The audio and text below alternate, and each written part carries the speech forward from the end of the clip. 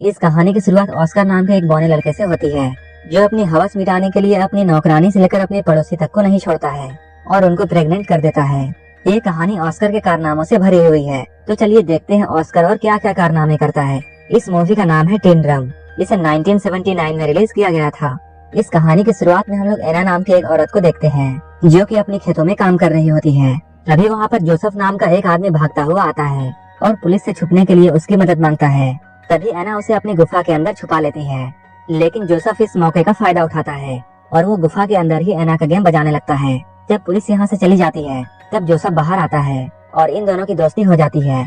इसके बाद ये दोनों एक दूसरे के साथ रहना शुरू कर देते हैं, लेकिन एक दिन पुलिस उसे पकड़ लेती है। इससे पहले कि पुलिस उसे अरेस्ट करती, वो पानी में कूदकर भाग जाता है।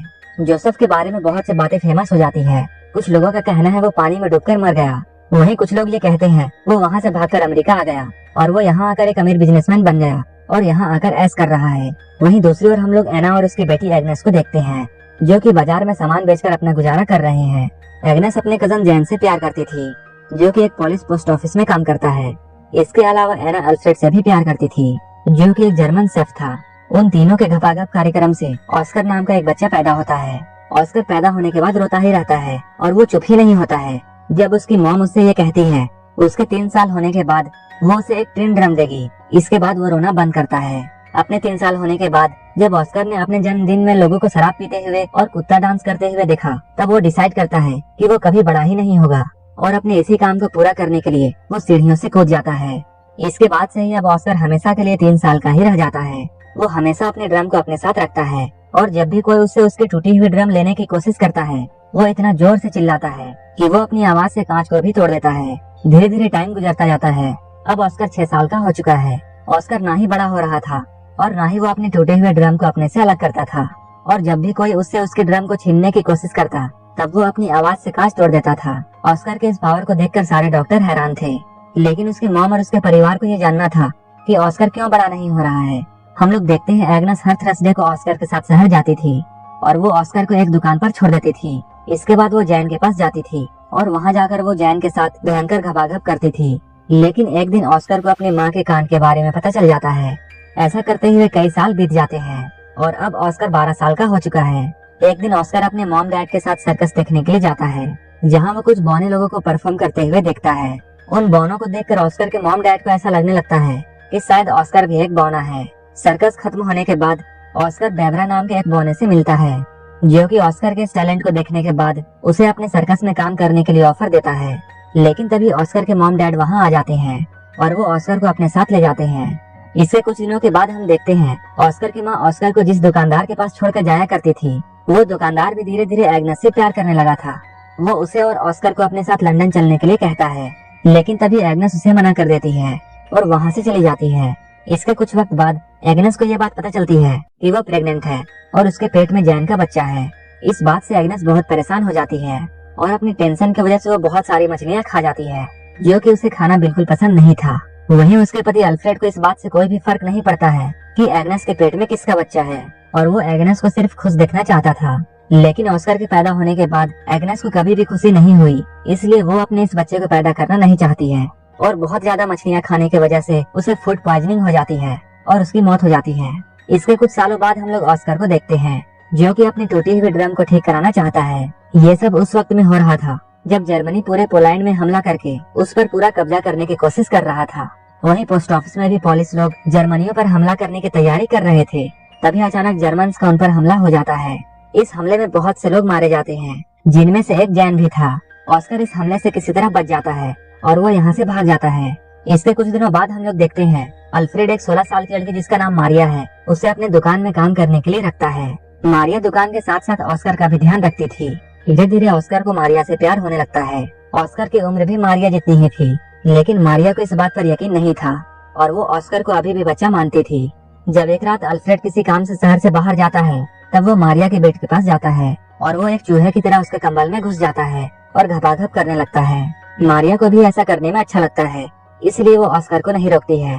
धीरे धीरे ऑस्कर उसके और भी करीब आने लगता है, लेकिन अचानक एक दिन उसे ये बात पता चलती है कि मारिया का अफेयर अल्फ्रेड के साथ चल रहा है और मारिया अल्फ्रेड से बहुत प्यार करती थी, लेकिन अल्फ्रेड सिर्फ उसका यूज कर रहा था। मारिया इस बात से बहुत ज्यादा दुखी होती है और वो रोने लगती है। इस मौके का फायदा उठाकर ऑस्कर उसके पास आता है और उसे संभालने की सोचता है, लेकिन मारिया को बहुत गुस्सा आता है और वो ऑस्कर को बौना कहकर उसके पिछवाड़े पर लात मारती है। कुछ महीनों बाद हम लोग ये देखते हैं कि मारिया अल्फ्रेड के बच्चे की माँ बनने वाली थी और ऑस्कर उस बच्चे को मारना चाहता था, लेकिन मारिया ऐसा होने नहीं देती है। कुछ दिनों बाद मारिया एक लड़के को जन्म देती है। उस बच्चे को पाकर सभी लोग बहुत खुश होते हैं, लेकिन ऑस्कर ये सब देखकर बिल्कुल भी खुश नहीं था, क्योंकि उसे ऐसा लगता था जैसे वो बच्चा उसी का है। वहीं दूसरी ओर हम लोग ऑस्कर के दोस्त बेबरा को देखते हैं, जो कि वर्ल्ड वार 2 के दौरान नाजी आर्मी में एक बड़ी पोस्ट पर काम कर रहा था। फिर एक दिन वो ऑस्कर को भी अपनी टीम में आने के लिए बोलता है। ये लोग पेरिस में एक परफॉर्मेंस करने वाले थे। ऑस्कर इन लोगों के साथ मिलकर सारे लोगों को अपना टैलेंट दिखाता है। उनके साथ काम करते हुए उसे अपनी टीम की एक लड़की जिसका नाम रोज बीता है, उससे प्यार हो जाता है। अब कई दिन ऐसे बीत जाते हैं। अब ऑस्कर अपने बौने दोस्तों के साथ बहुत खुश था और वो अपनी जिंदगी अपने हिसाब से जी रहा था और वो जब चाहे जैसा कर सकता था। लेकिन एक दिन अचानक अमेरिकन का वहाँ हमला हो जाता है। ऑस्कर की गर्लफ्रेंड रोजबीता इस हमले में मारी जाती है। उस हादसे के बाद ऑस्कर अपने घर वापस आ जाता है। यहाँ आकर वो मारिया के 3 साल के बेटे को एक वैसा ही ड्रम गिफ्ट करता है जैसा कि उसे अपने 3 साल की उम्र में मिला था। लेकिन मारिया ऑस्कर के यहाँ आने से बिल्कुल भी खुश नहीं थी, लेकिन अल्फ्रेड अपने बेटे के यहाँ आने से बहुत खुश था। अल्फ्रेड अपने बेटे को उन लोगों से छुपा कर रखता है जो कि ऑस्कर को हॉस्पिटल ले जाकर उसका इलाज करना चाहते थे, क्योंकि अल्फ्रेड को ऐसा कभी नहीं लगता था कि ऑस्कर आम लोगों से अलग है। शहर की हालत धीरे धीरे बिगाड़ने लगती है। इसके बाद डर के मारे अल्फ्रेड अपनी पड़ोसी लीना और अपने बेटे ऑस्कर को बेसमेंट में छुपा कर रखता है। इसके साथ अल्फ्रेड को अपने नाजी होने की बात भी छुपानी पड़ती थी, लेकिन अचानक एक दिन रशियन सिपाही उनके घर पर घुस जाते हैं और वो अल्फ्रेड के सामने ही लीना के साथ जबरदस्ती करने लगते हैं। वहीं अल्फ्रेड को नाजी सिपाही होने की बात छुपाने के लिए ऑस्कर उसे एक चिन्ह देता है जिस पर नाजी होने की बात लिखी हुई थी। तभी अल्फ्रेड उस चिन्ह को निगल लेता है, लेकिन वो चीज जाकर अल्फ्रेड के गले में फंस जाती है और उसकी मौत यहीं पर हो जाती है। अगली सुबह मारियस नाम का एक आदमी अल्फ्रेड की दुकान पर आता है और अब वो उस दुकान का नया मालिक था। दुकान को अपने कब्जे में करने के बाद मारियल अल्फ्रेड का फ्यूनरल कर देता है, क्योंकि उसने हाल ही में अपनी पत्नी और बच्चों को खोया था और वो जानता था किसी अपने को खोना कैसा लगता है। अल्फ्रेड के मरने के बाद ऑस्कर को भी ये बात समझ में आ जाती है कि अब उसका इस दुनिया में कोई नहीं है। इसके बाद ऑस्कर फिर से ये डिसाइड करता है कि अब वो बड़ा होगा।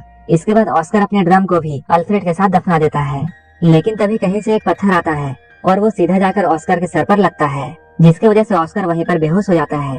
यहीं पर एक आदमी इन लोगों को बताता है कि ऑस्कर अब बड़ा होने लगा है। मूवी के लास्ट सीन में हम लोग ये देखते हैं एना को छोड़कर बाकी सारे लोग इस शहर को छोड़कर जा रहे हैं, जहाँ ऑस्कर को पता चलता है कि उसके चिल्लाने की शक्ति अब जा चुकी है। और लास्ट में एना वहीं पर रह जाती है जहाँ से इस कहानी की शुरुआत हुई थी और यहीं पर यह मूवी खत्म हो जाती है।